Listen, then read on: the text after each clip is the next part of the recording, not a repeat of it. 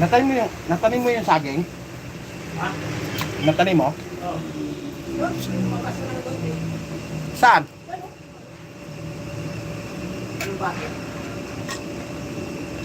Saan? Oh, bakit? Alugbate? Ilipat mo doon yung kamote. Ha? Ilipat mo doon yung kamote. Oo nga, parang ano ang kamuti dyan. Hindi naiinitan dyan eh. Kuyakot. Kuyakot. Ito sa akin, no?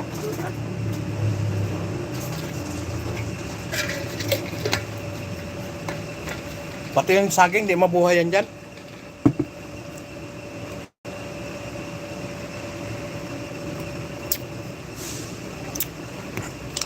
Alright, magandang hapon po sa inyong lahat. Mega love shout out.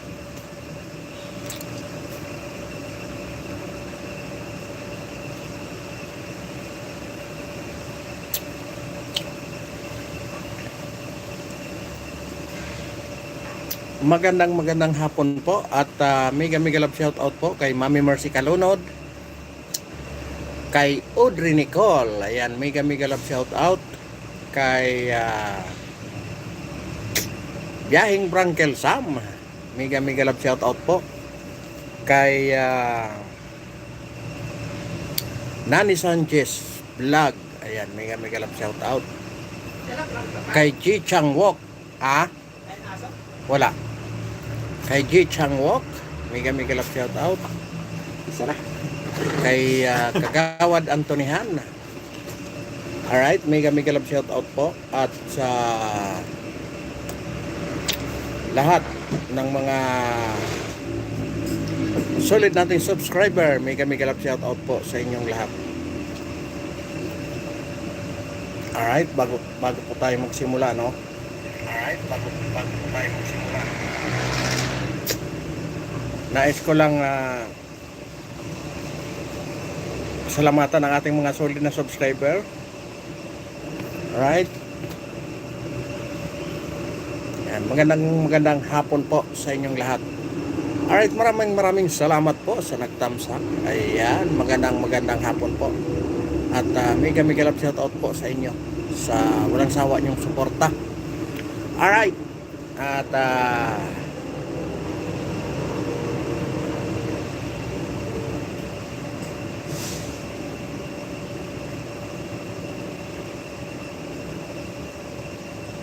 meron lang ako sa inyong iparinig bago tayo magsimula, no?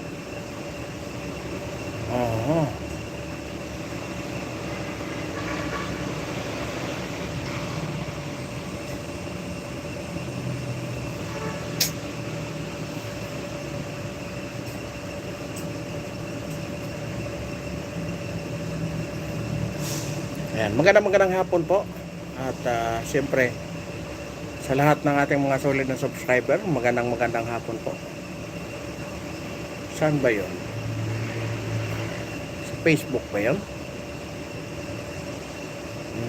Teka lang po Alright.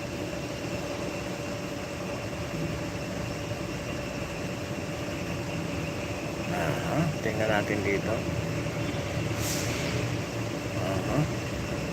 John, yeah. Ang miracle, Jen, yung ikaw ang investigador, bigla kang tumigil. Oo nga, no? Di ba? Ano ang dahilan? Anong milagro? Anong milagro ang nangyari? Alright, pakinggan nyo Ano ito. pa naman, lahat ng tinuturo ng ebidensya, tutuntunin natin. Ayan ang problema. Ano ang himala? Ba't bigla mong tinigil? Meron na pala mga itinuturo yung ebidensya. Mabuti sana, Jen, kung itinigil mo ng ilang araw, ilang linggo, isang buwan. Pero yung halos isang taon, walang investigasyon, it's a miracle. Almost 10 months. Milagro. Mukhang may nagkaroon ng milagro talaga. Stindulas. Baka may nainom na pampalimot, pang ano, gano'n. Diba kasi dalawang bagay, mabuti na ako, Nelson, mas mabuti na yung ako'y naka-wheelchair sa ospital kaysa ako'y nagkaroon ng amnesia. Ay naman. Diba? Ay, lang sana ay gustong mangyari sa hinaharap. Huwag sana niyang naranasin na siya. No? Yun. Kasi Oo nga. pagka siya isakay sa wheelchair, dapat tumanggi siya, no? Baka kasi pagtawal. Ito ano, ang sinasabi natin na wag nating isipin, wag alisin mo na O, sa kahit isip sino, natin kahit sino. na yung dinala sa ospital ay si Senador Marcoleta. Mm-mm. Sige, sabihin natin, hindi siya. Ay, paano kung niligay din sa ospital sa wheelchair yun? Mali ba yun? Hindi, tama. Ay, yun ang protocol eh. Yun ang protocol. Tsaka Diba? magagalit talaga yung Oo. pag-waiver ka. Oho. O, at saka ito, ang programa namin, hindi naman nagbago ng posisyon eh. Totoo. Nung pinag-uusapan din, yung kay, sa lahat ng nagkakasong na ospital, ha? Oo. Palagi namin sinasabi, hindi, huwag yung questioning niyang wheelchair. Normal yan kasi nilala ng ospital eh. Oo. Kinuhan, tapos dinala ng ospital. Totoo. Natural, mako-confine, mawi-wheelchair yan. Lahat yan eh. GMA, naka-neck brace pa nga eh. Oo. Diba? Airwrap. Oo, Diba? wheelchair. Oo. Si CJ Corona. CJ Corona. Si Bunoan, yung Oh, yung latest. pinakahuli. Tingnan nyo, Bunoan. sabihin nyo kay Bunoan, huwag ka mag-wheelchair, nakakalakad ka naman, di ba? Oo nga. State witness yun. Bunuan. Ano, baka naka-miracle. Di ba? Oo. Ang tawag nga doon, again personality bias eh. No? Oo. May bias kasi doon kay sa tao. Kaya tuloy, minsan, yung iniisip natin, nawala na sa katinuan. Wala na. Nawala na sa katinuan. Hindi mali. Kabalbala na. Oo. At saka ito dyan, ha, parang nakalimutan nila na yung edad nila ay... Mapatanda, hindi mapabata. Halimbawa, sabihin na natin, 70. Oh. Konti lang naman, abot ng 80 na hindi nag-wheelchair. Totoo. Huwag sana dumating ang panahon, ha? Oo. Na makita na ka ng mga tao na naka-wheelchair, eh baka ibalik sa'yo yan. Eh, di ba Oo. naalala ko si Pangulong Duterte nga dati, di ba? Oo. Kinunan pa na siya nakahiga, tapos may katabingan ng tagdan, yung oxygen. Oo. Na pinakalat pa ngayon, eh, sabi nila, mamamatay na raw eh. Mhm. Eh, hanggang ngayon, buhay na buhay ang Pangulong Duterte. Ayan nga. Di ba? Oo. Oho. Hindi, china-challenge ko kayo. Oo. Magpa-confine kayo sa ospital. Ayan yan, oh. At paglabas, tignan mo kung saan kayo sasakay. Ayan. Kahit kayo nakakalakad. Meron lang, yun lang simple, executive check-up eh. Executive Ay, check-up. Kahit check Ang out. alam ko, May meron wheelchair lang. pa rin. Ang alam ko, basta naka-schedule ka sa ospital pag salubong. Eh bakit? Hindi ba sila nagpapacheck up sa ospital? Ba't di nila alam yun? Hindi nga, gusto lang mang-urat. Sabi sa isang kanto, nang-uurat lang kayo eh. Hindi, Diba? nagmumukha naman silang ano. Yun, sa mga nakakaintindi, no? So, Oo. at saka nakakaunawa, actually, maging supporter niya, mga supporter nila, na-realize na mukhang wala na sa hulog tong boss namin Oo nga. Mukhang wala na sa, hindi na Wala na sa katinuan. Wala na sa katinuan ng pag-iisip eh. Oo. Ang naalala ko, di ba, minsan tayo sa Senador Marcoleta, sabi niya sa atin Jen, kapag ka ang isang tao na pinupuna natin, nakita mo medyo nalugmok na, hindi magandang makita ng tao na sisitain Babanatan mo mo pa pa. siya, babanatan mo pa Oo siya. nga, oo nga. Ang isang taong maginoo, ha? Kapag ka nakita niya yung kanyang kalaban, kahit sa boxing, na tumumba na, Sisipain pa. Sisipain, hindi. Susuntukin pa, hindi. Wala. Oo nga. Disqualified ka nun. Ba, ano sabi mo? Anong Oo. klaseng tao yung hindi na... Maginoo. Maginoo? Maginoo. Eh, malay natin kung Yung- binibini. Ayun, nagditabi. Pero kahit sa... Basta ako, ayun, isa sa mga bagay na hindi ko makakalimutan yan. Alright. Diba, narinig nyo yung ano, no? Ang kanila pong pinag-uusapan, yung parang itong si Senador Lacson ay parang tinutuyan niya si Senador Marcolita na kung ano-anong mga pinagsasabi ni Lacson na mahirap daw makasuhan, nagkakasakit. Yan ang tema, parang yan ang tema ng ni Senator Lacson. Ngayon, ito naman ang topic nila sa Net 25 ay mas maganda raw yung naka-wheelchair kaysa sa nagka-amnesia. Kasi nga yung flood control ay talagang kinalimutan na. Totoo naman talaga na kinalimutan na. Wala na. As in na wala na. Kasi nga sabi nga ni Erwin Tulfo, Senator Erwin Tulfo, na move on na lang sa flood control na yan. Marami pang mga bagay na dapat pag-usapan. Di ba? Kayo, nasa sa inyo. Ano ba ang ano ninyo dyan? Move on na lang ba? Kalimutan na lang yung trilyon na pirang nawala? Di ba? Para sa akin napakahirap kalimutan yung ganyan. Lalong-lalo na yung sa PhilHealth. na ninakaw nila. At iyan nga po yung title ng ano natin ngayon, ano. Iyan yung title ng ating pag-uusapan ngayon, kung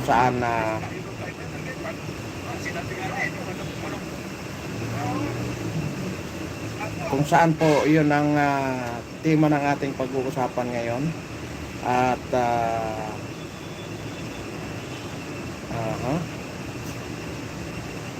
dahil nagkaroon ng oral argument kahapon doon sa Senado ay sa Supreme Court ay nagkaroon ng oral argument doon kahapon habang may oral argument din ang Senado. Ayun nga, at nagkaroon din ng oral argument ang Supreme Court tungkol doon sa GEE, yan, ng budget ng pambansang Pilipinas, kung saan yun nga, sa kasamaang palad ay hinihingi ng Supreme Court ang resibo ng simula 2022, 23, 24, 25. Hinihingi po ng Supreme Court yung resibo ng pag-release ng budget. Wala pong maipakita, lalong-lalo na doon sa yung unprogram. Walang maipakita na papel ang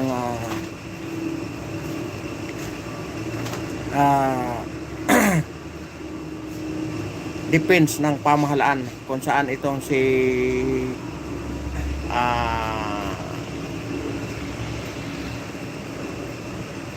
Attorney Birbirabi po ang kanyang tanggol ng Solicitor General. Wala silang may pakitang papel kasi nga unprogram nga eh. 'Di ba? Wala, as in wala silang mailabas. Kaya ngayon hinahanap nila kung nasaan, pinalalabas kung nasaan yung mga resibo ng mga nirelease nilang unprogram funds doon sa DPWH. Kaya ayun, hindi na malaman kung anong gagawin ng administrasyon na ito sa pagdidepensa. Alam nyo ang hindi na lang nilang kayang ang hindi na lang nilang kayang diktahan, ang Supreme Court. Ang problema sa mga nagpa-file ng kaso sa Supreme Court, hindi madesisyonan kaagad. Kasi nga ang ang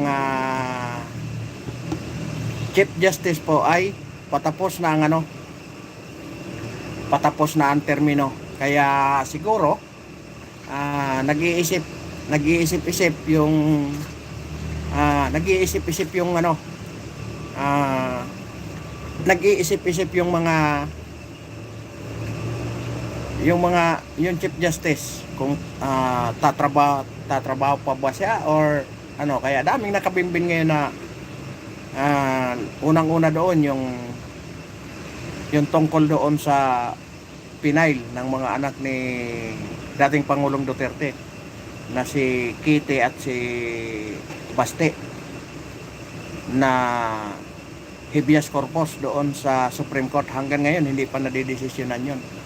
Yung kay Bato de la Rosa hindi pa rin nadidesisyonan kasi nga ang Chief Justice pala ay patapos na ang termino. Kaya yung mga yung mga justices ngayon siguro ng konti. Siyempre lahat naman yan may mga pangarap. Pag ikaw ay nandyan na sa sa Supreme Court, ang target na dyan ng bawat isa ay yung Chief Justice. Siyempre kasi yan ang profession nila, ayun ang pinakamataas na posisyon na dapat nilang marating. Kaya medyo naantala ngayon. Iyan ang mga komentaryo ng mga ano, no, ng mga batikang mga komentarista na medyo nagdidili-dali gawa ng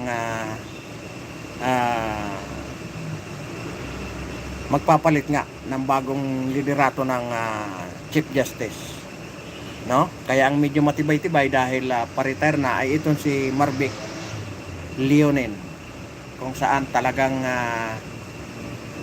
dinidikdik ng husto yung Solicitor General ng ating bansa.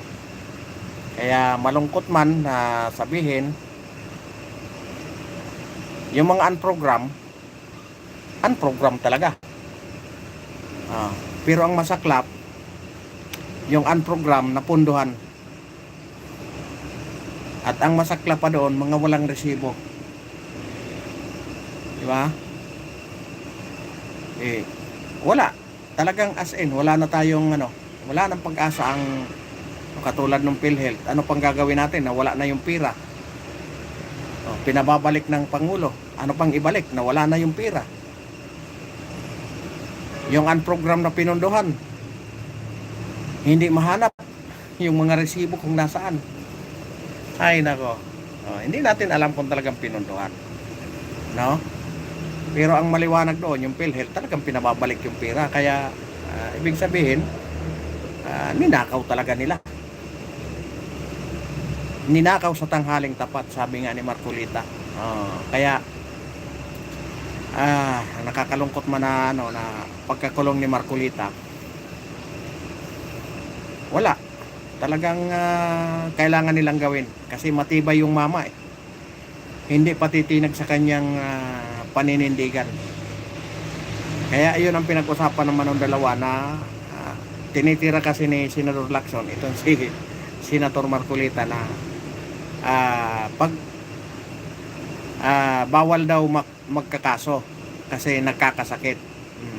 Kaya ang ganti naman ng dalawang announcer, hindi bali nang naka-wheelchair sa ospital kaysa nagkaroon ng amnesia sa pag-imbestiga ng flood control. Diba? Magaling yan si Lacson sa yung mga intriga na mga intriga na mga patama ba na Kaya iyon yung mga nangyari na sa flood control, wala na tayong mapapala, wala ng pira, walang mga resibo. Ayun, iyan ang mga kaganapan kahapon sa Supreme Court. Kaya malungkot man na sabihin, wala na talagang pag-asang maibalik, lalong lalo na yung pira ng manggagawang Pilipino na kinaltasan, dugot pawis ng mga manggagawa na kinuha doon sa PhilHealth. Ngayon wala nang pag-asang makabalik. Ngayon anong gagawin?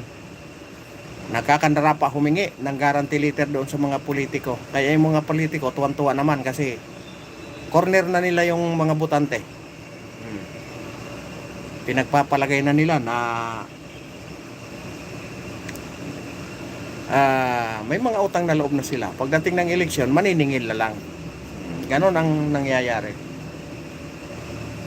Kaya sa inyo, kung may hospital kayo dyan,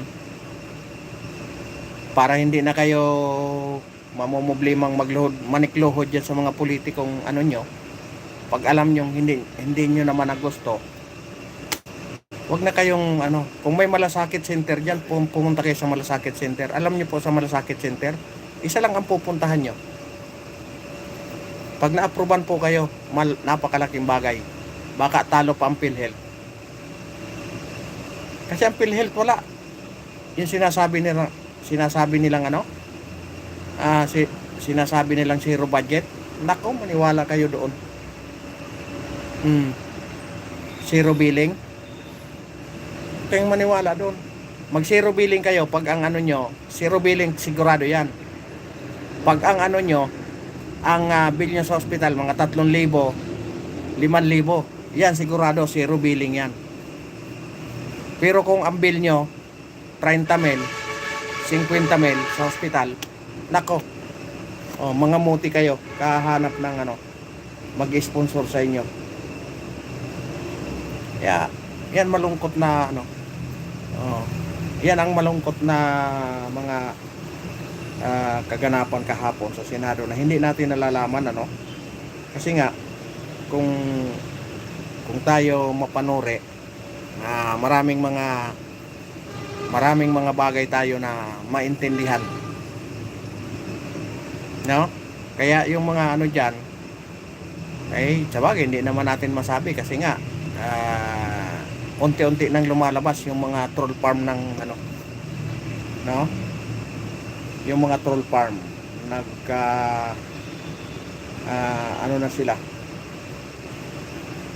nagkabukingan na.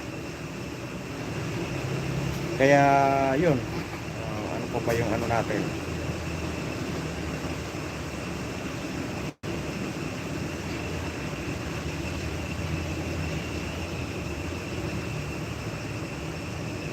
yan.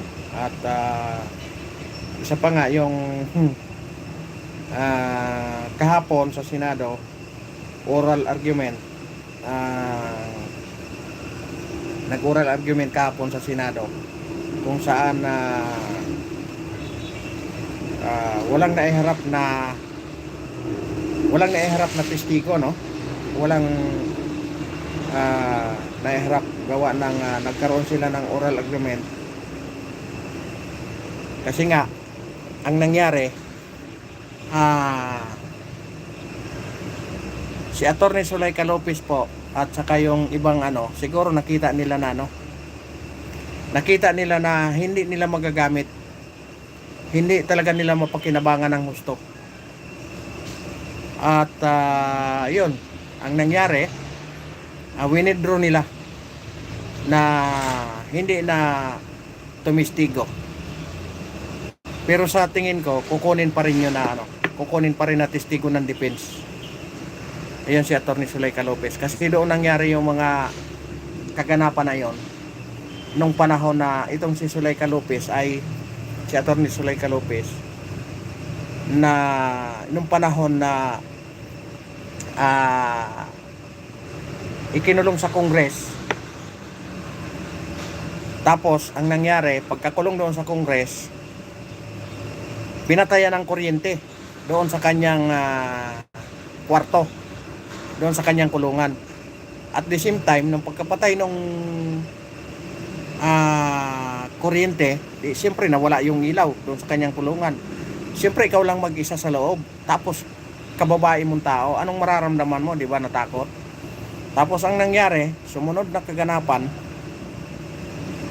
kinuha ngayon pinilit nilang kunin kasi gusto nila ikulong doon sa dalhin doon sa koreksyonal, no? Isipin mo yon kung paano nila binabo yung mga kalaban nila.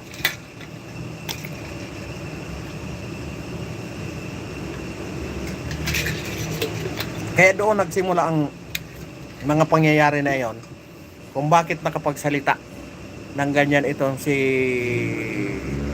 Sara Duterte, na kung saan sinabi niya, nagurgurin niya, pag siya nagurgor, nag-hire na siya para gurgurin niya itong tatlo na ito na individual doon sa ano. Sa kasamaang palad po, nakikita siguro ng prosecution na lalo silang malulubog sa kahihiyan. Kasi nga, sa halip na mapatibay nila yung sinasabing paggorgor doon sa tatlong nabanggit, kung saan ito nga si President Marcos, si Ginang Aranita at saka si Martin Romualdez, na yun daw ay pagbabanta sa kanila. Ang naging problema, hindi nila ma-prove kasi nga nagkakanda-utal-utal itong mga nagkakanda-utal-utal itong mga testigo na taga-NBI. Isipin mo, ang pizza ay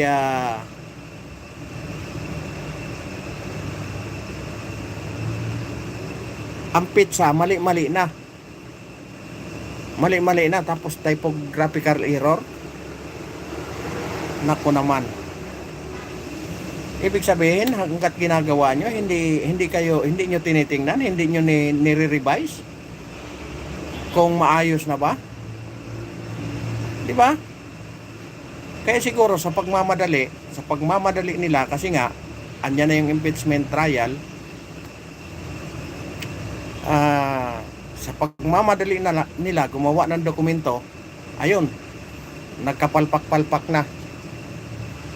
Di ba? Kaya nga doon sila na ng husto. Doon sila na diin ng husto. No? Okay na sana yung mga birada nung isa ni Kalilong eh. Medyo may konting laban-laban eh. Ang problema pagdating dito kay Attorney Lotok, nako po, nagkanda palya-palya na. Kaya ang tinuturo niya na yung kanyang ito naman si Matibag. Ay nako, akala niya hindi siya matibag. Humihingi siya ng na sana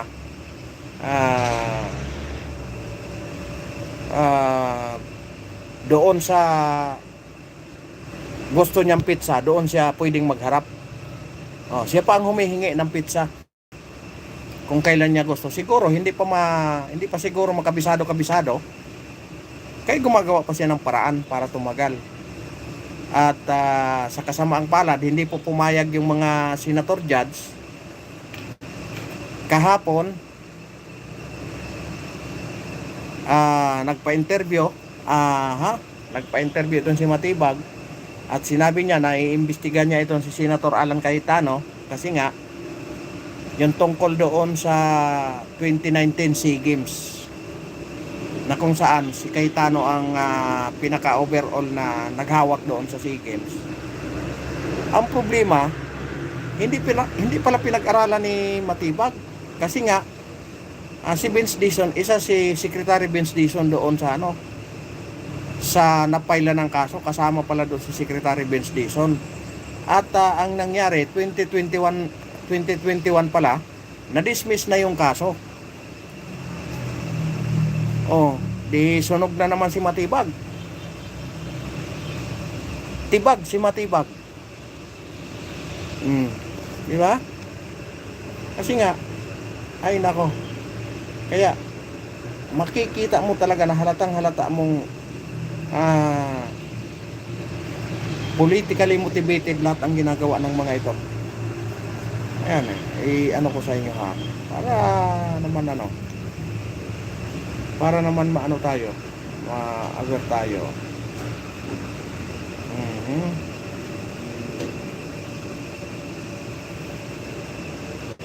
Tika lang po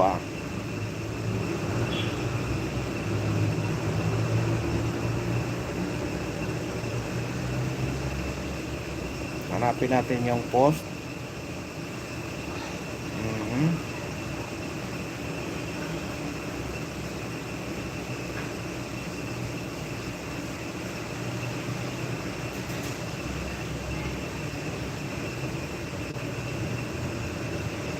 Hanapin natin yung post ng GMA News.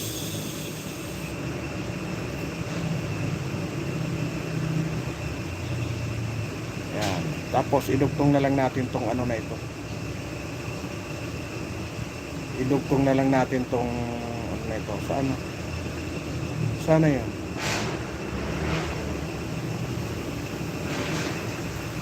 Sana yung post nila na ay nako, hindi na makita.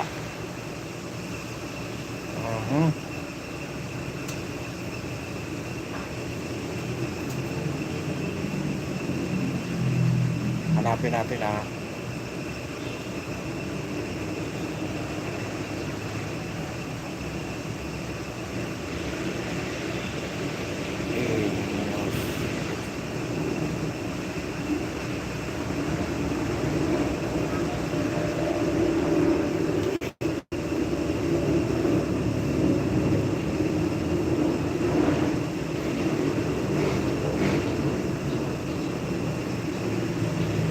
Mhm. Hindi mahanap eh.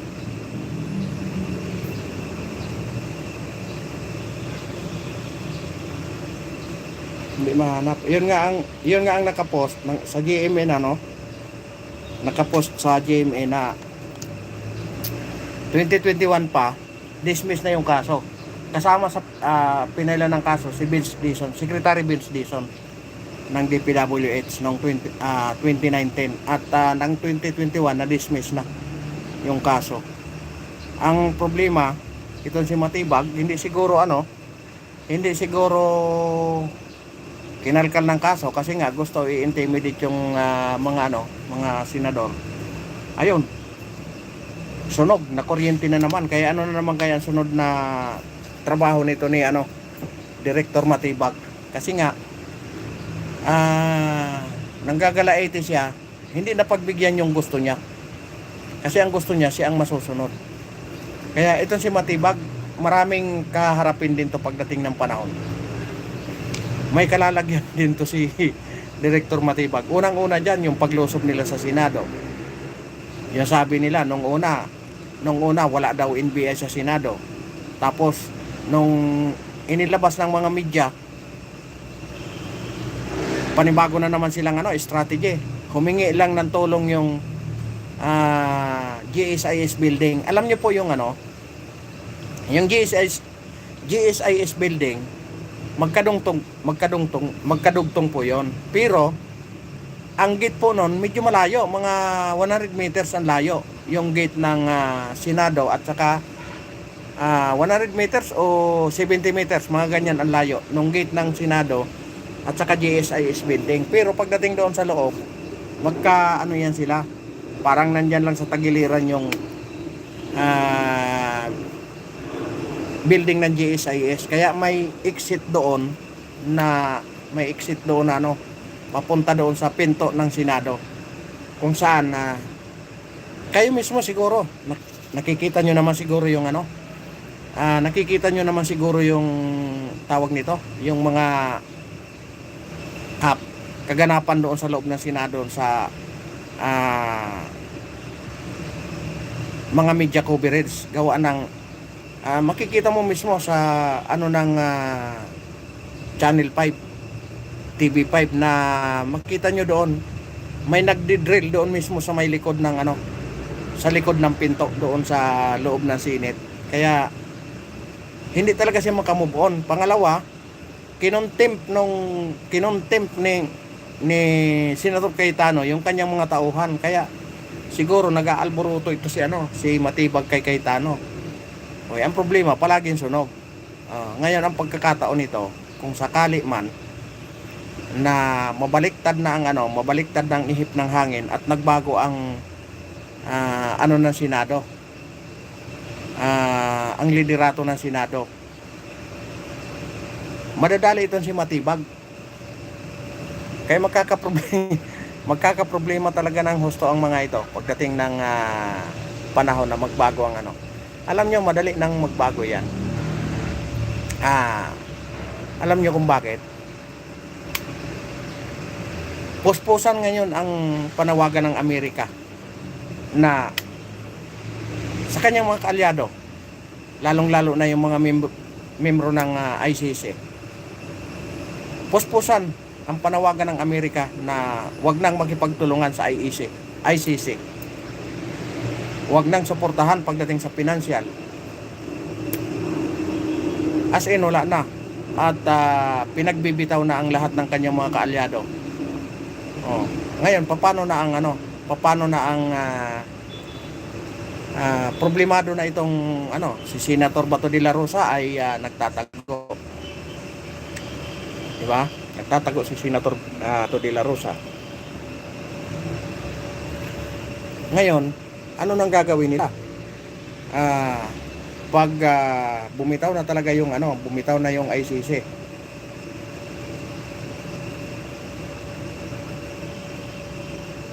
Diba?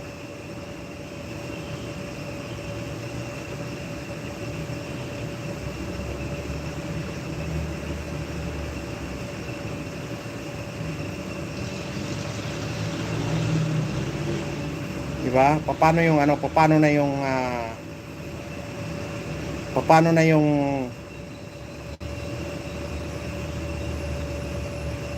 yung mga plano nila na dalhin ito si Senator De La Rosa sa ano, sa ICC. Di ba?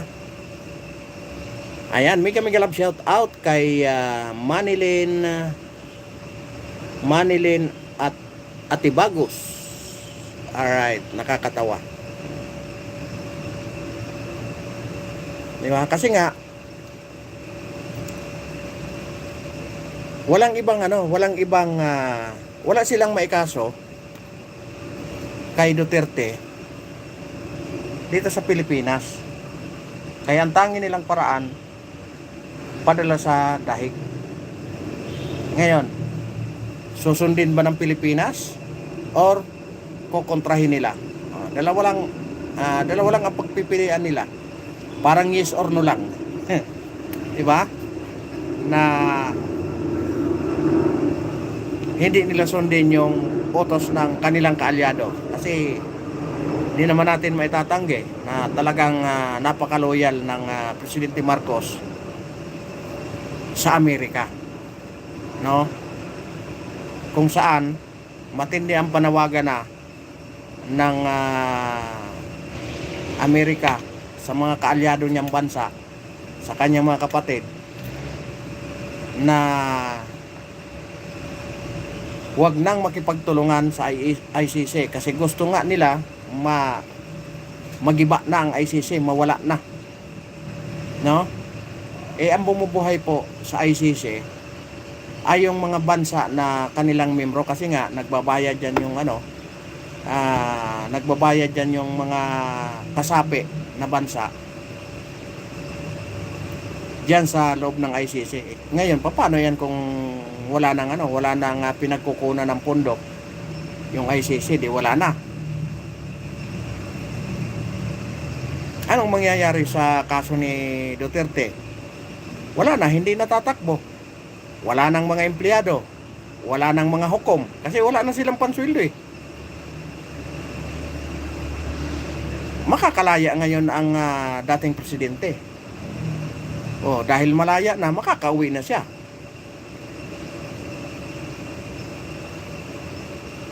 Kaya ang tanging paraan lang ni President Marcos ay kontrahin niya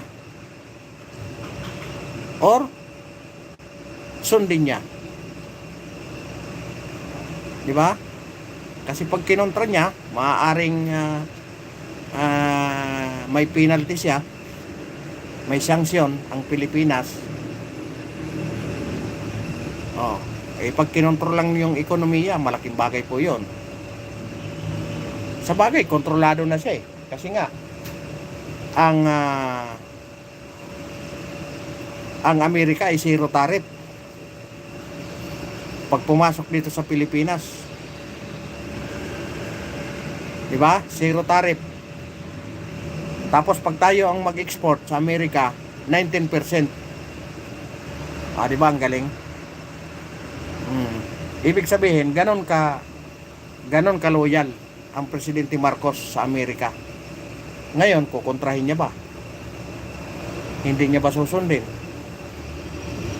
Kasi hanggat nakakulong ang Presidente Duterte diyan sa dahig, kasi nga ibinigay nila nakipagtulungan sila kahit hindi na membro ang Pilipinas, automatic yan, magbabayad ang Pilipinas doon. Kasi nga may nakakulong tayong Pilipino doon kung saan si Pangulong Duterte ang nandoon. Siyempre, anong gagawin yan? Kung hindi magbabayad ang Pilipinas, palalabasin yan. Anong silbi nyo?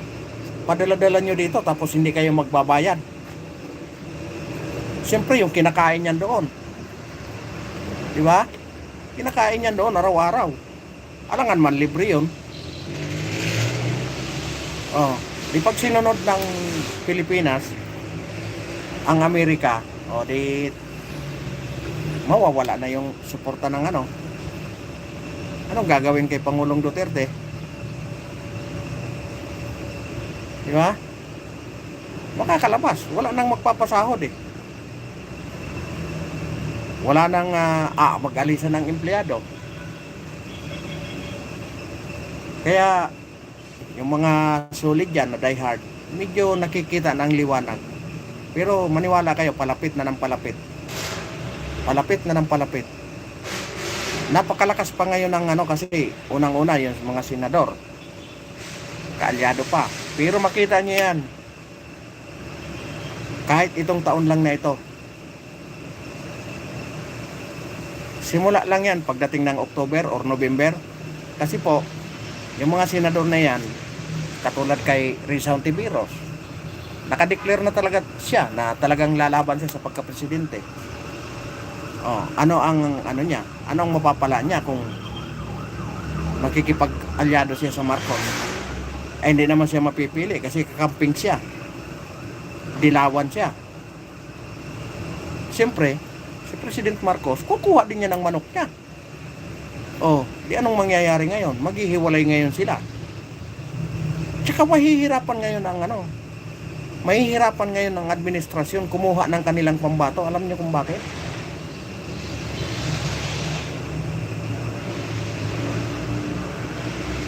Alam niyo kung bakit? Negative 27. Sinong politiko ang dyan? Halimbawa ikaw, gusto mong maging presidente. Gusto mo ba doon sa Doon sa wala nang kabuhay-buhay na presidente ang mag-i-endorse sa'yo? Siyempre maghahanap ka kung paano ka ang diskarte mo doon kung paano ka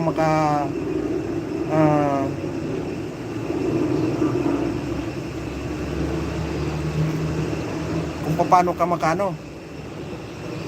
paano ka makakuha ng boto. Kung negative 27, anong makuha mo doon? Sa kangkungan ka pupulutin. Ayan, may kalab shout out kay Nancy Las Gite. Ayan. Magandang hapon po. May kalab shout out sa'yo. No? Kaya yung mga makaduterte dyan, kunting tiis lang kayo. Huwag kayong maging hot. Kung talagang kayo mga diehard, antayin nyo ang 2028. Diba?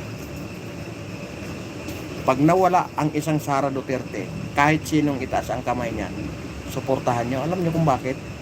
Doon kayo makakaganti. Doon kayo makakaganti. Kung hindi man gumante ang isang Sara Duterte, yung mga kakampi niyan na mga inape, gaganti yon. Maniwala kayo.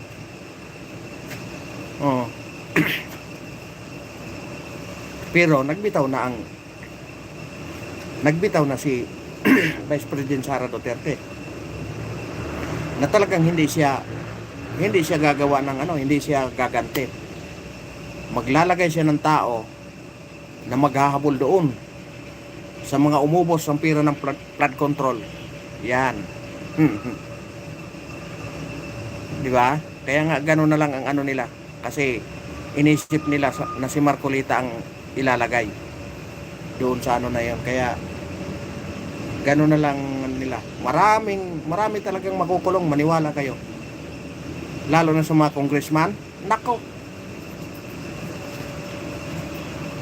Dami. Pati doon sa mga kabinete ng Pangulong Marcos, maraming makukulong. Alam niyo kung bakit? Pinagpiestahan yung pira natin, pinagpiestahan. Kung pinagsalita lang nila si Diskaya, malalaman nyo lahat yung mga nakinabang sa kanyang mga project na congressman. Kung ilang porsyento talaga ang kanilang kinikickback sa bawat project. Isipin nyo yun. Kung ang project ng isang congressman sa isang distrito na halimbawa sa kalsada, ang project ng isang congressman nagkakahalaga ng 100 million sa isang kalsada, Sa 5% lang na porsyento ng congressman, magkano na yon? 5% lang yun, ha? Sa 100 million. Eh, sabi ni Diskaya, pinakamababa, 20% pataas. Isipin mo yon. Kaya kung makita nyo yung mga kalsada na lubak-lubak, tandaan nyo, substandard yan. Substandard yan. Hindi lang halata kasi flat, nasa lupa. Kaya kahit lubak-lubak, walang problema. Di katulad ng tulay. Pag substandard, tapos. Pag dinaanan ng baha, giba. Oh. Makita nyo yung lubak-lubak na kalsada, pumunta kayo ng Bicol. Simula dyan sa Quezon hanggang doon sa Kabikulan na. Ang lubak-lubak na kalsada. Walang katapusang ano yan. Walang katapusang kare-repair dyan sa kalsada na yan. Walang tigil ng repair. Grabe ang ano dyan, grabe ang lubak. Hindi halata na substandard eh. Kasi nga nakadapa. Nakapatong sa lupa. Oh, kahit mga walang bakal, okay lang. Isipin nyo kung gaanong kalaking pera yan dyan na ginagasto. Ay, nako. Kaya, pag nakita nyo, yung mga politiko nyo, lalong-lalo na yung congressman, napakagalante. Pagdating sa eleksyon, tandaan nyo yun, babawiin nyo sa atin, sobra-sobra. Kaya yung mga ganyan, huwag nyo nang iboto. Kunin nyo yung pera. Mabibilang ba nila yung boto nyo? Hindi naman malalaman niya kung hindi nyo iboto. Malaman na lang yan, pag talo siya, ano pang magagawa niya, talo na. Oh. Katulad sa amin, yung congressman sa amin, gabi-gabi namimigay. Todo pakain, todo bigay. Oh, yung project doon hindi pa natapos.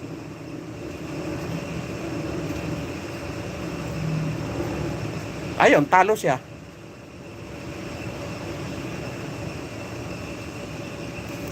Kasi nga eh, grabe. Nakakalungkot man. Nakakalungkot. Di naman dapat tayo magsalita ng mga ganito. Kaso lang, kaya pa ba nating tiisin yung mga nangyayari sa atin? Diba? Kahit si Magalong pag nagsalita. Sabi nga ni Magalong, 90% na congressman, mga korap. Sabi yun ni Mayor Magalong.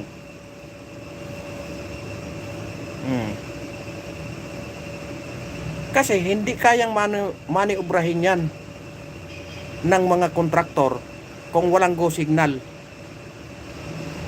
Kung may accounting. Di ba? Eh walang bawal i-liquidate ang mga congressman eh.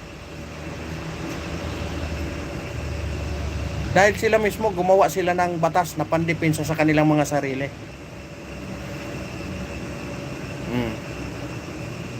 Di ba? Sinasabi palagi ni Congressman Libiste, walang liquidation ang kanilang mga budget. Anong ibig sabihin nun? Protektado sila.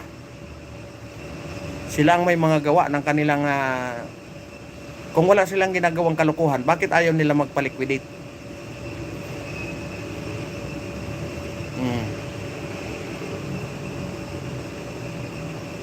Nakakalungkot. Kita nyo na yan? Sa oral argument, walang mga resibo. Sabagay, wala talagang resibo kasi wala namang project. Pero naubos yung pera. Oh. Paano mo mapunduhan ang program? Eh wala ang programa. Pero may pundo. Ay nako. Ngayon, Malapit na naman tayong magtiis-tiis sa baha. Malapit na ang tag-ulan. Anong sabi ni Erwin Tulfo? Move on. Magtiis na lang tayo sa baha kasi move on daw eh. Yan ang hirap kasi pinanalo natin eh. Sa bagay, nabudol kayo eh. mahirap yung mabudol. Pati kay President Marcos, nabudol kayo. O, di ba? Ganun talaga ang buhay. Kaya kahit sino pang i-endorse niya, wag nyo nang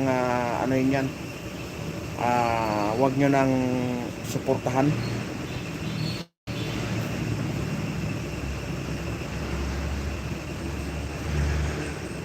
Ang nakaamba pa ngayon yung gasolina. Nako, aalagwan na naman, gawa ng nagtirahan na naman yung Iran at saka US.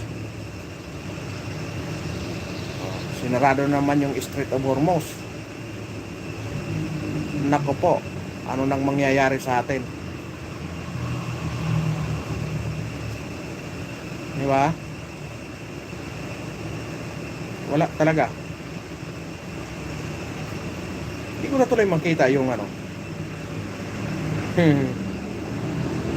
yung ni post kay Matibag.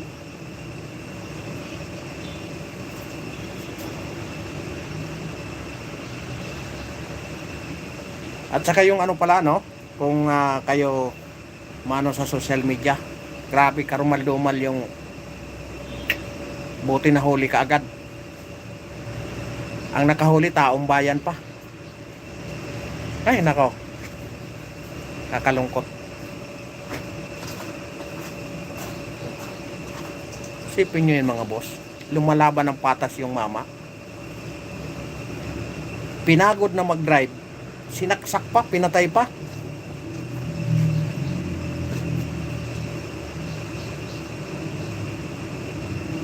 Diba? Grabe. Pinag-drive na, sinaksak pa. Pinatay pa. Tinanggalan niya ng buhay yung isang rider. Hindi lang yung rider ang tinanggalan ng buhay. Ano pang magiging buhay ng kanyang anak? Yung kanyang asawa?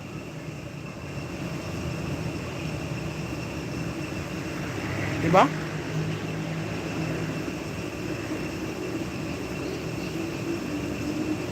Wala, ang natin, na, talagang wala nang, ay nako, paano yung kapulisan? Nakabantay na lang lahat doon sa nagrarally. Hirap na nga tayo sa mga krimen. Doon pa tayo, tinatambak pa doon yung mga pulis na nagrarally. Isipin mo yon, isa sa bawat pulis, dalawang kapalit ng babantayin mo ang 2,000 katao.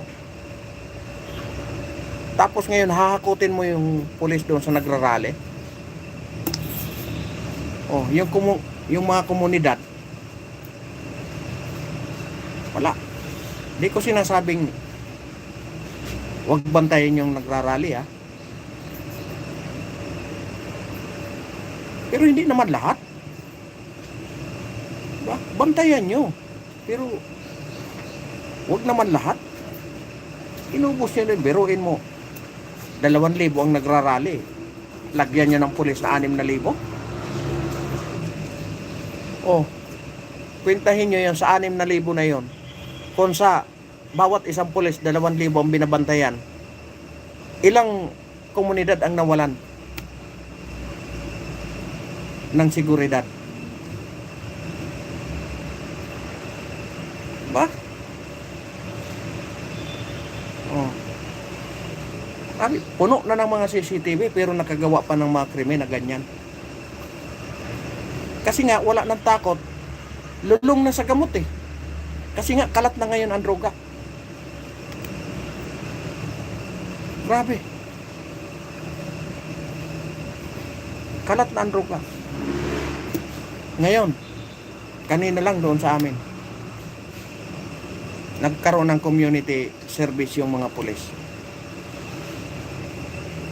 Sabi ko, Sir, ma'am, bakit naisipan nyo pong bumaba at gumawa kayo ng mga ganitong klaseng programa? Nakikita po namin eh. Sabi niya, nakikita po namin, sir, kasi medyo hindi na maganda ang kalagayan ng ano. Sila na mismo ang umamin.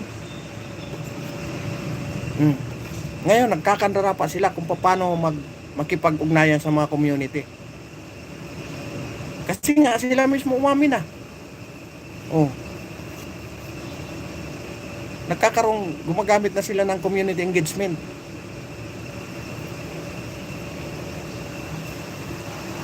Para sa kapayapaan. O sa tingin nyo ba? Aywan ko, sabi nung isa LG natin tahimik daw.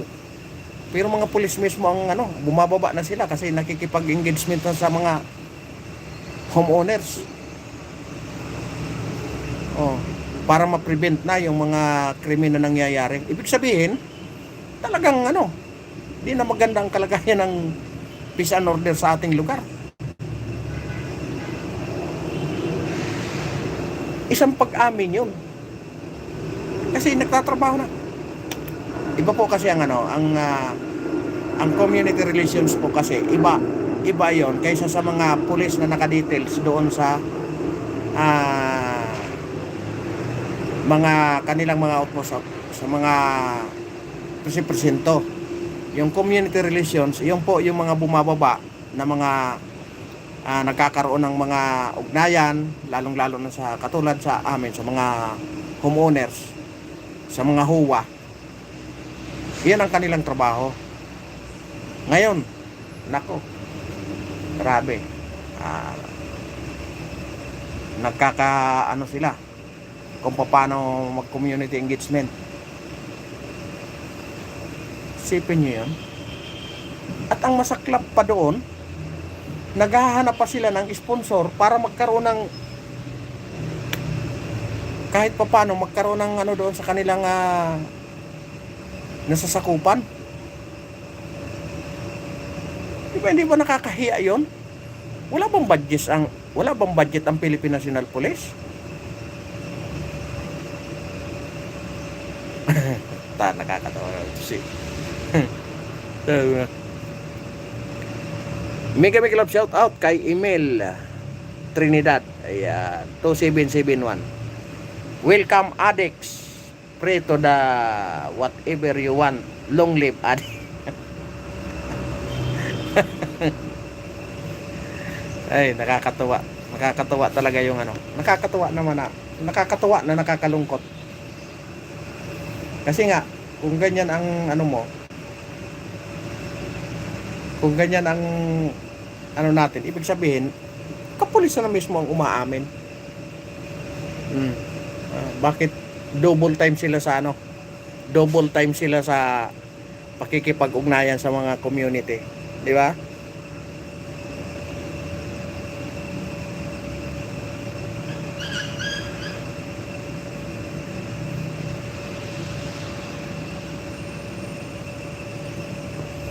Kaya, ayun, malungkot. Kaya sabi ko kanina, may mga diniscuss kami kung paano gagawin nila. Eh, ang problema, hindi naman pala sila pwede magtrabaho kasi ang trabaho lang nila makipag-engage sa mga community. Magpaalala doon sa mga lalong-lalo na sa kabataan ngayon. Sabi ko, ma'am, ang kasi, ang mga kadalasang nangyayari, lalong-lalo na yung hipe nakapermis dyan sa isang block na yan, nagiging pamilyar na. Kaya ang nangyayari, yung mga adik, kabisado nila kahit hindi mag-uniforme, nakikilala na nila eh. Anong gagawin? Kaya ang nangyayari, sila lang ang binabantayan. Kaya, ewan ko, kaya sabi ng SILG, napakagaling ng kanyang mga press release parati. Oh, tapos titirahin naman ng mga mainstream media. Talagang prime time pa. Oh, bumaba ang krimen. Hindi katulad ng nakaraang administrasyon. Mataas ang krimen, ngayon mas mababa. Oh, bakit nagkakandara pa yung community relations nila ang bumaba sa mga huwa? Kung talagang maayos ang peace and order. Oh, di dapat pakuya-kuyakoy lang yung mga police present. Wala, double time sila ngayon. Ang masaklap pa doon, naghahanap pa sila ng mga sponsor sa labas para makapag-engage doon sa katulad ng pagkain doon sa mga bata, mga pamurumerienda pagdating nila, habang nakikipagpalitan ng mga sa community. Abay, nagulat ako. Mayroon pa silang kasamang sponsor. Kasi nga, wala naman daw silang, wala palang budget ang PNP. Totoo ba yun, SILD, na walang budget ang PNP? Ay, nako naman. Nakatipid na nga kayo kasi marami ng electric vehicle na gamit ang PNP. Nakatipid na kayo sa panggasolina, di ba? Oh. Tsaka bigyan ko pa ng tip yung mga kapulisan, yung mga mababait na pulis. Bigyan ko pa ng tip. Alam nyo, mga sir, pagdating sa mga beer house,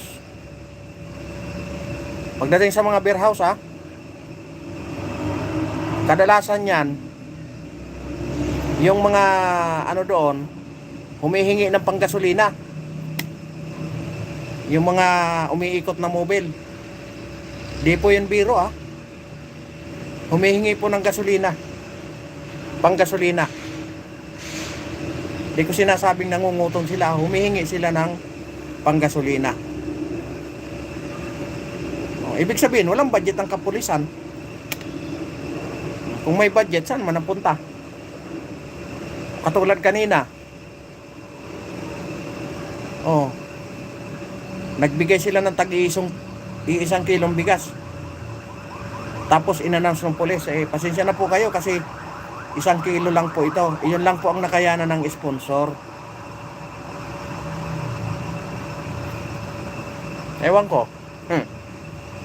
Sabi yun nung police mismo. Sila mismo ang nag-announce. Nabigay ng sponsor. Pero okay naman yun. Dahil binigay ng sponsor, pinamigay doon sa community. Diba? Tama naman yun. Saludo ako doon. Ang tanong, wala bang budget ang PNP? Bakit naghahanap ng sponsor?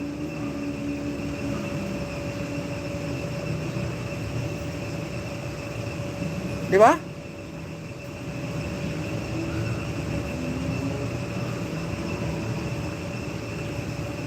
Ba't kailangan maghanap ng sponsor? Yan, laki-laki ng intelligence funds ng presidente. Billion ang confidential funds. Ay, nako. Problema nga naman. Saka isa pa, Boss Emil Trinidad. Mayroon pang mga time na may mga nahuling drug pusher. Kasuhan ng pulis. Kinaso ng pulis 511. Maririnig mo sa mga piyansador. Kailangan mabasag yung 5 para ang kaso magiging 11 na lang. May piyansa na. Paano nangyayari yun? Paano mong nabasag kung ang ipinail na kaso is 511? Di ba? Kasi pag in-inquest, automatic may probable cause. Eh kung 511 ang kaso, walang piyansa. Bakit nababasag ng mga piyansador? Anong nangyayari? Di ba? Nakakatawa?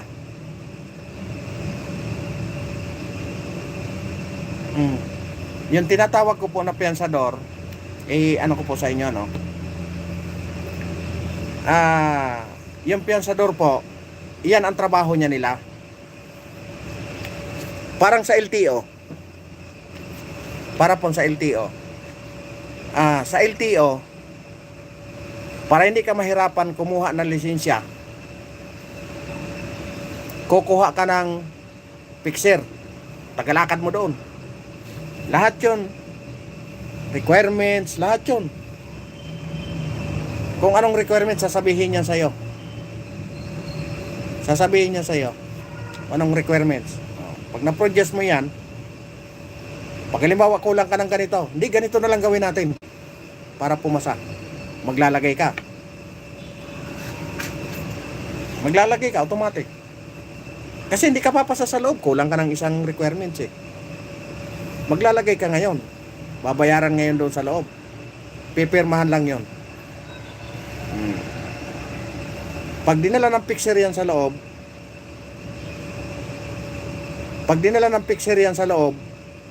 di ba? Yung fixer, kakilala niya yung doon sa, anong tawag nito? Doon sa evaluator. Pagdating doon sa evaluator, lalagyan niya ng mamarkahan lang yan doon sa taas ng papel ng initial. Ibig sabihin, dahil mayroon ng initial, ibig sabihin dumaan na sa kanya, okay na yun, pasado na. Kaya doon dumadami ang kamuti na driver. Diba? Ngayon, yung mga piyansador, iyon naman po ang trabaho nila. Doon sa korte, kahit saang korte po yan, maghanap kayo ng piyansador. Iyon naman ang trabaho niya nila. Kasi minsan, hirap na hirap yung may kaso kung anong mga requirements, nangangapa sila. Bihira naman kayong makasuhan, di ba? Hindi katulad ng mga drug poser, mga drug addict. Balik-balik lang yan dyan. Kabisado na nila kung anong mga gagawin nila. Ngayon, yung mga piyansador, ang trabaho niyan ganon. Halimbawa, lumapit sa piyansador. Paglapit dyan sa piyansador, sasabihin niyan, ganyan, ito mga requirements, kumuha ka ng mga ganito, tapos ganyan. Titingnan nila yung kaso, katulad nung sinabi ko nga, na 511 to walang walang piyansa, pero magawa natin itong paraan. Ano pong gagawin yan? Kailangan natin ng ganito kalaking pera. Siyempre, mapira yun. Drug poser yun kung 511 ang kaso, mabigat yun, walang piyansa. Hindi ko na alam kung paano ginagawa nila doon sa loob. Bakit namamaniobra, nagkakaroon ng piyansa. Basta pag sinasabing 511, no bill yun. Ang gagawin lang nila, sinasabi lang nila, babasagin natin to. Anong ibig sabihin ng babasagin? Babasagin yung 5 or babasagin yung 11 para magkaroon ng piyansa.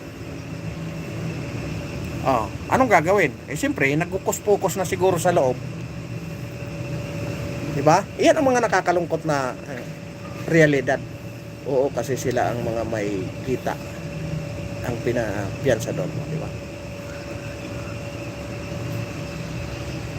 Iyan ang tunay na realidad. Ganon ang nangyayari sa ganon ka. Hindi ko naman masabing bulok. Ewan ko kung bakit ganon ang nangyayari. Pinapayagan natin yung mga ganon na sistema. Malaki talagang kita ng piyansador. Totoo yan, Boss Emil. Kasi, ang gagawin niya nila, pag nagpiyansa yan, halimbawa, nahuli ka ng gambling. Magkano ang piyansa ng gambling? 35K. Ngayon, pag hindi mo alam, Pag hindi mo alam, automatic magpapiyasa ka ng 35K. Pero may paraan doon para decrease ka, mababa mo yung piyansa. Kasi pag nilapit mo yan doon sa sa fiscal, magiging magiging 15 to 20%. Kaya ang piyansa mo doon hanggang 15,000 lang, 35,000. Pero pag natapos yung kaso mo, halimbawa, kasi isang hearing lang naman yan. Halimbawa na huli ka ng gambling, isang hearing lang yon. Pag inamin mo yon, tapos na. Babayaran mo yung pero yung 15,000 na yon, ang makukuha mo doon siguro mga 5 to 7. Kasi wala na yon, makakain na yung iba doon. Ayan na siguro yung kabayaran doon sa pag-amin mo. Dahil inamin mo yung kasalanan mo. Isa or dalawang hearing ka, tapos na. Pag nahuli ka ng gambling. Ba? Kaya, ewan ko kung ano ba ang pwedeng gawin natin dyan sa mga ganyan na sistema. Kung may pagbabago pa ba? Diba? Kasi ewan ko. Tinanong ko nga yan doon sa pulis. Diba? Tinanong ko yan sa pulis. Kung sabi ko, ano ba ang nangyayari? Bakit pag kinasuhan natin yung nahulihan ng sabay bus, halimbawa ang kinaso 511, ang pag nakita ng probable cause, di ba? Walang bail nga kasi, di ba? 511. Walang bail. Bakit namamaniobra pa? Ayan.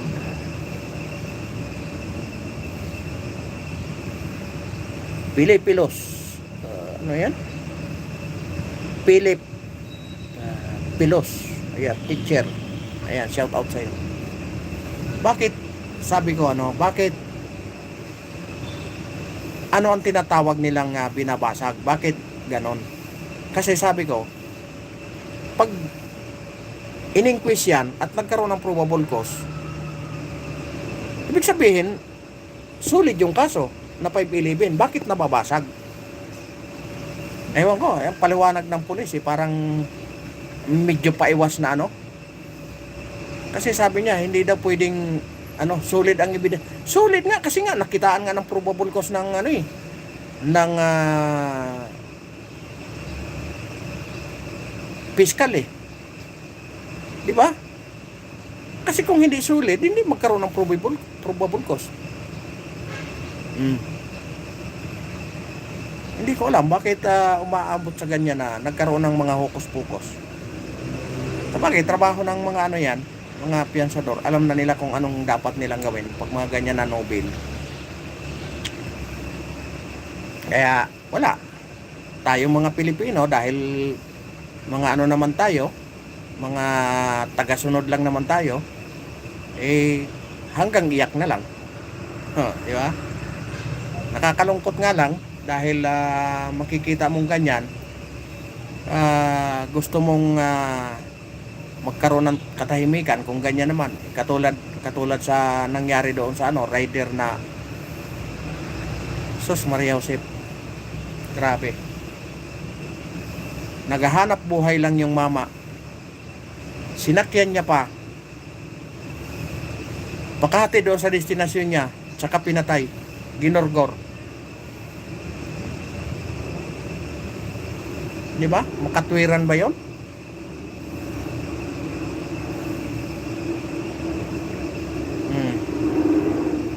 Nakakalungkot.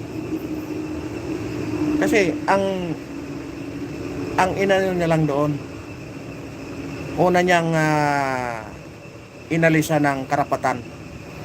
Unang-una yung bata. Yung bata, saan dadalhin nyo ng kanyang kapalaran paglaki? Kung isa na lang ang mag-aalaga. Kung nakapag-asawa pa yung nanay ng balasubas, hindi tunay na anak ng lalaki yung bata. Inapi pa. Diba? Kaya nakakalungkot na umaabot na tayo sa punto na parang hindi na natin alam kung ano ang ating mga gagawin. Kaya kayo maging mapagmatsyag kayo ano man ang inyong lugar. Diba? Ano naman na ngayon ang social media, ano man ang makita nyo mga kahinahinala, may mga cellphone man kayo, kuhaan nyo na lang. Kasi minsan may mga CCTV na hindi mo makuha yung caption, hindi mo makuha yung pagkakakilanlan, diba? Kanya-kanya na tayong kanya-kanya na tayong protekta sa sarili natin, no? Pero mag-ingat pa rin tayo kasi siyempre sa panahon ngayon hindi na kita nyo pinapasok na yung mga bahay. Mayroon pang isa, yung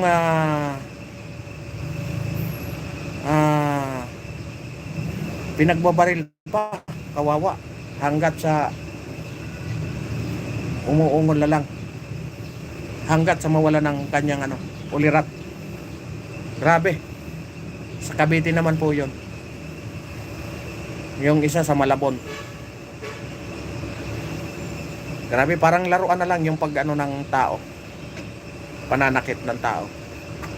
Kaya nakakalungkot na mainstream media pa ang nakakasangkapan. Sasabihin nila na very safe ang Pilipinas ngayon.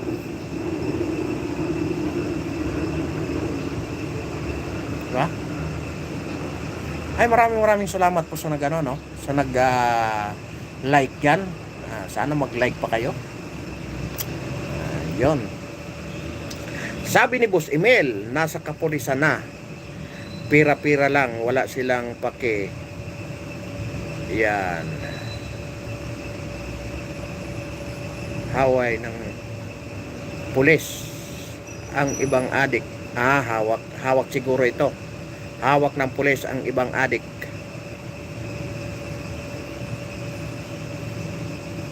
Malaya, anuman ang gawin. Mabuhay ang mga adik. Maloko talaga ito parang ito si Boss Emil. Parang si Kung Kiko Barsaga. Ayan. Jupa Gasol. Ayan, magandang hapon po sa iyo. Ayan, Marciano. Ano yan? Ayan. Marciano Note Jr. Shout out. Watching from Davao City, home of the Duterte. Ayan, Duterte. Ayan. Mega love shout out po sa iyo. Ayan. Alam niyo yung gumurgor doon sa sa isang rider, kung dyan siguro sa Davao yan, tapos na. Baka hindi na nakarating ng kulungan. Ayan. Jupo Gasol. Ayan, magandang hapon po sa inyong lahat. Ayan, mega love shout out po. At meron tayong 40 million. Ayan, shout out po sa inyong lahat. Magandang hapon po. Kaya sabi, nakakalungkot. Unang-unang doon, yung mga bata na yung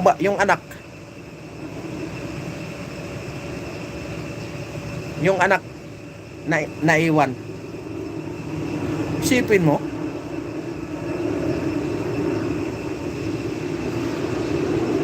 kumakayod maghapon yung rider para may pang-uwi doon sa kanyang maliit na anak. Dahil ang gusto niya mabigyan ng magandang kinabukasan. Ano pang magandang kinabukasan ang ibigay? kung yung ganyan na mga kriminal,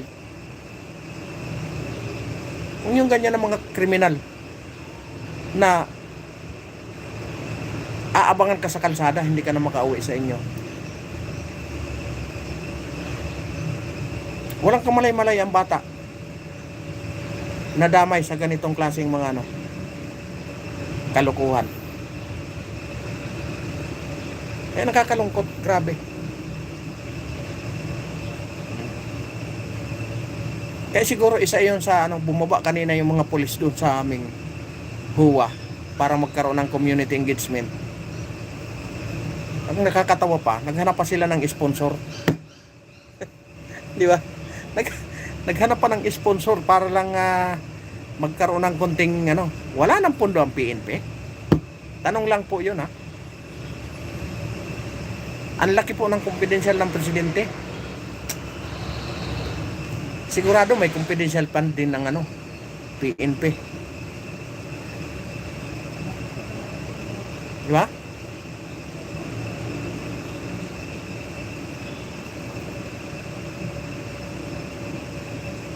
Sayang. Napakarami nating pera. Trilyon. Di ba? Pera nating mga manggagawang Pilipino. 60 billion napunta sa walang kwentang bagay.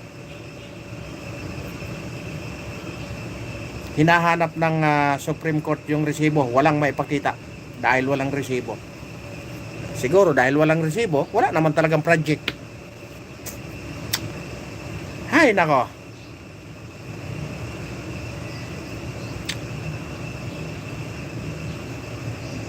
Diba? Sayang ang pera natin. Pagdating ng araw, alam niyo mga boss,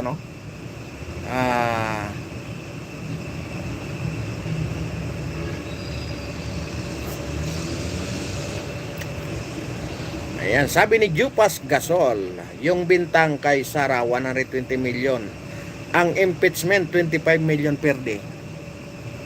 Di man nila kinukwenta yun,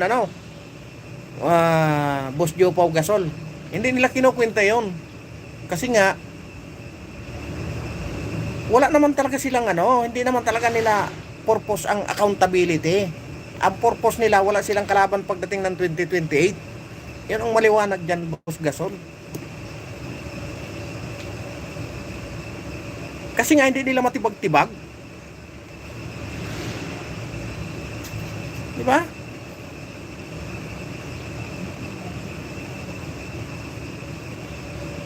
Wala. Ganon talaga ang shout out from Tarlac. Yan. Nanghihingi ng pondo para sila sikat. Malaki pondo ng DSWD. Di ba? May kami galap shout out po sa mga taga Tarlac, lalong-lalo na si Boss Emil. Nanghihingi ng pondo.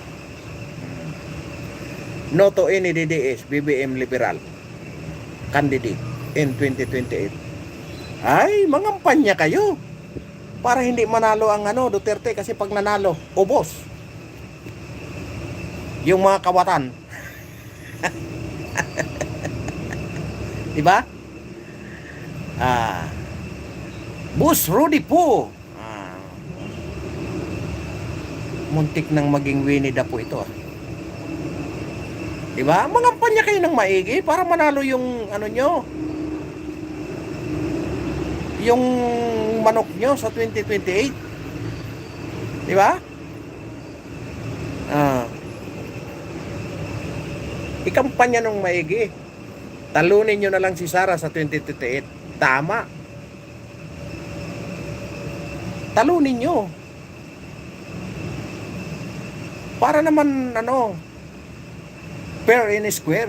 Magandang labanan yun. Talunin nyo sa 2028. Diba? Yan magandang labanan. Hindi yung 125 million ang hinahabol nyo. Tapos ang ginagasto nyo araw-araw 25 million. Bilangin nyo ngayon. Nakailang araw na? Naka-6 na araw? O ilang milyon ang nagasto? Sige, Boss Rudy po, sagutin mo kung magkano na, ilang milyon na. Lagpas na doon sa hinahabol nyo. Nasayang ang pera. Dahil hindi naman talaga yan ang totoong habol nyo. Ang habol nyo, matanggal ang isang Sara Duterte para wala kayong kalaban sa 2028. Assuming 30 million.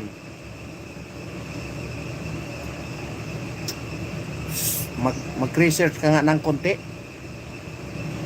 Pambihira naman to si Winnie the Pooh. Di ba? Assuming 30 million. 150 million na, hindi pa tapos ang Article 4. Di ba? Wala pa doon yung wala pa doon Boss Rudy yung yung nandoon sa labas, yung mga bantay na pulis. Yung ginasto doon sa mga sa mga pambarikada na barbwire. Lintik na project yan.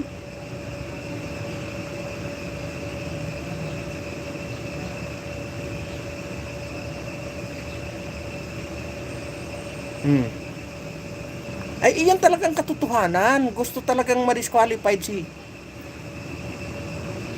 Sara Duterte para pagdating sa 2028. Kita nyo, umiikot na naman sa Quezon City yung People's Initiative.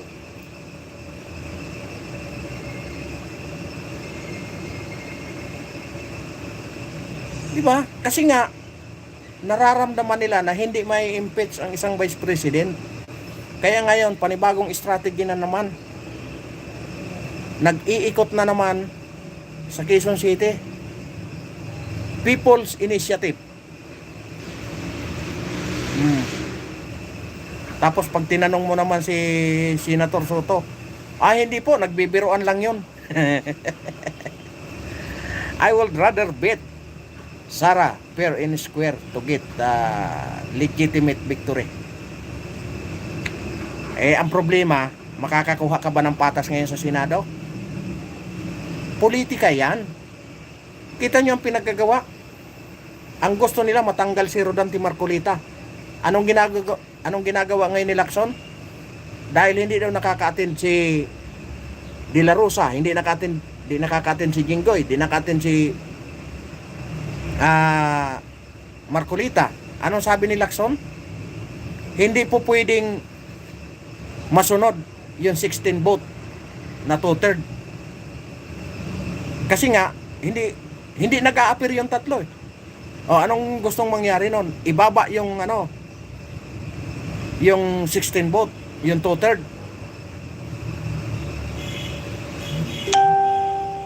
Kasi ang gusto nila, tatanggalin na naman si Cayetano or sino doon sa matitibay yung mga naiwan. Kasi nga, ang bitaw nila, kung sino ang bibitaw, yun ang hudas. Di ba? Nag-unang naghudas si Joel Villanueva. Di ba?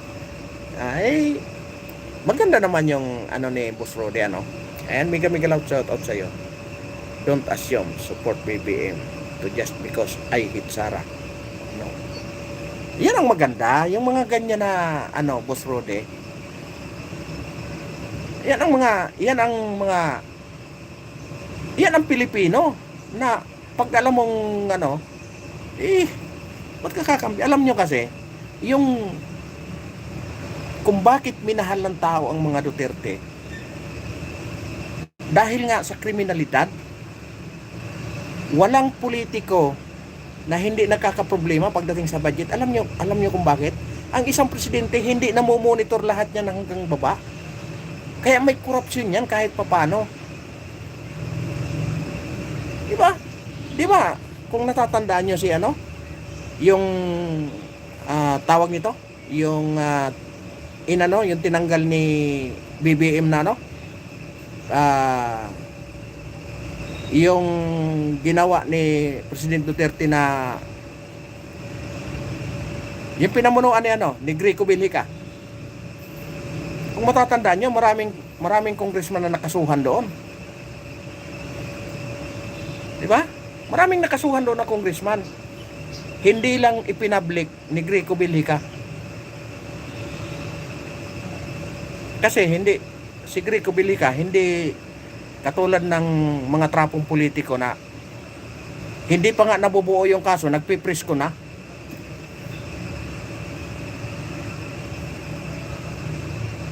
Diba? Hindi katulad yan ng ibang mga, lalong-lalo na yung mga ipal dyan na politiko.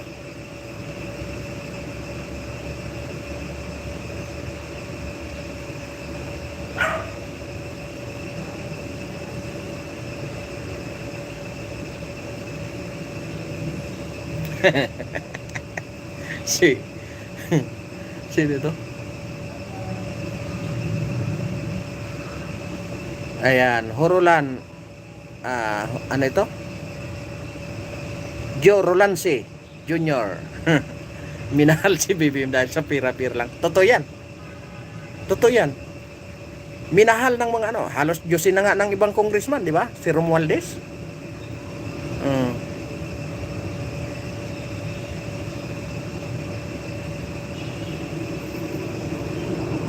Halos Diyosin na nga si Romualdez kasi nga umuulan ng pira eh. Oh, kanino pira yung pinagpistahan? Pira natin. Pag bumili tayo ng bitsin, may 12% na VAT. Pag bumili tayo ng Lucky Me, may 12% na VAT. Pag bumili ka ng tuyo, may 12% na VAT. Oh, sino ngayon ang nagpakasasa? Sila. Ay, nako. Wala, ma-high blood na lang tayo. Di ba? Ay, ma-high blood na lang talaga tayo. Ay, nakaisang oras kalahati. Baka lumabas na yung boss ko. Nandito po ako sa kabundukan ng ano, Tralala. Nandito po ako sa ano, Antipolo. At nandito yung opisina ng boss ko. Kaya nakakapagmaritisan tayo, nakakapagkwentuhan tayo. Ayan. Nakakapagpalitan tayo ng magagandang ideya. Ayan. Kaya maraming salamat sa inyo. Marlita Maripe USA. Yan, mega love shout out po.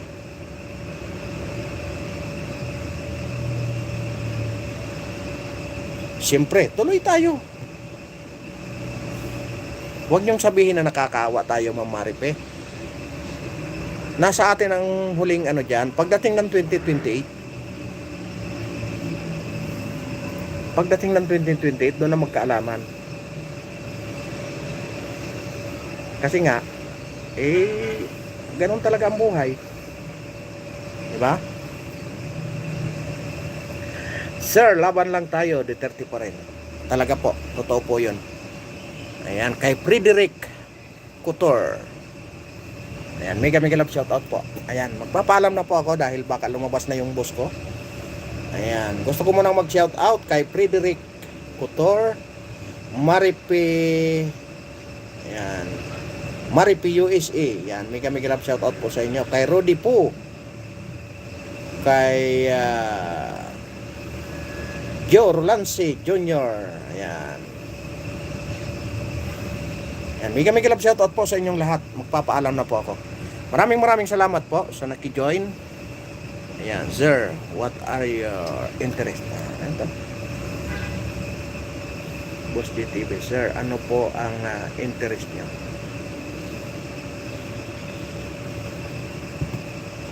Ang interest ko po? Wala. Nilalabas ko lang ang aking mga saloobin. Siguro naman iyon ang mga saloobin niyo, di ba? Boss Rudy po. Yung mga nangyayari kasi yung mga kaganapan na ano, yung iba, alam niyo yung ibang ano, katulad ko na mga manggagawa, siguro katulad kayo mga manggagawa din po kayo. Yung iba mga busy na sa trabaho. Pag uwi nila ng bahay, halos maano na sila sa traffic. Pag uwi nila, wala na silang oras na ano, manood ng TV kasi pagdating sa bahay, alagaan nila yung kanilang mga anak. Prepare yung kanilang mga baon kasi nga para sa kinabukasan, tapos aalis na naman ng madaling araw dahil malayo ang trabaho, makikipagbuno na naman sa traffic. Tapos ang nangyayari, yung tax na binabayaran natin sobrang mahal. Pagdating na mga nakaupo na, ayun, ninakaw na yung pira natin. Di ba? Ala, anong gagawin natin? Ilabas natin ang ating mga saloobin. Basta't hindi nakaka-distract. Basta't hindi tayo hindi naman masama na ilabas natin yung di ba? Ating mga saloobin. Kaya maraming salamat po sa inyong lahat sa sumama sa live na ito. Hindi ko na kayo isa-isahin na napakarami nyo na. Yan, maraming salamat po at God bless sa inyong lahat. Kay Mami Mercy Calunod, mega love shoutout po. Ingat po kayo lagi. Alright? Paalam na po ako. Yan, Boss Rudy po. Thank you. Tingin wala mag-live?